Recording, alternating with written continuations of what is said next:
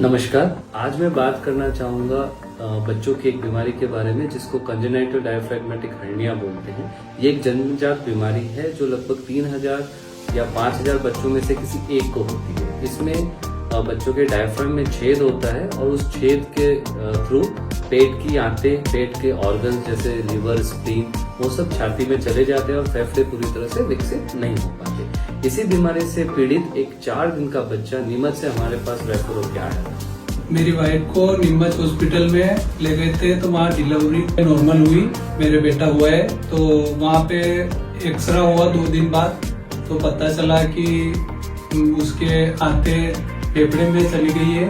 तो डॉक्टर साहब ने बोला कि इसका ऑपरेशन करवाना पड़ेगा। तो उदयपुर आए हम, यहाँ पे अनंता हॉस्पिटल डॉक्टर हेमंत जी सर से मिले तो ऑपरेशन की बोला। इस बच्चे का हमने पूरी तरह से इवैल्यूएशन किया, सीटी स्कैन, एक्सरे सब कुछ करवाए तो हमने पाया कि इसको बॉसडेलेक नाम का एक डायफ्रैग्मेटिक हर्निया था।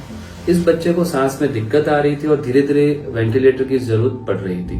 हमने बच्चे के अभिभावकों से, उनके पेरेंट्स से, सब और गार्जियन से बात करी और उन्हें बताया कि बच्चों को ऑपरेशन की जरूरत है।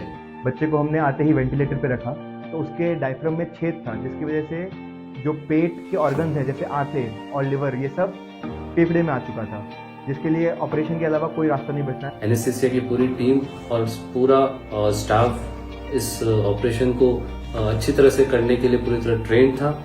तो जब ये बच्चा आया तो वो बहुत ज्यादा सांस की तकलीफ में जूझ रहा था। 1 दिन का टाइम देके उसे थोड़ा स्टेबलाइज करके उसको अगले दिन हमने ऑपरेशन के लिए लिया उसको।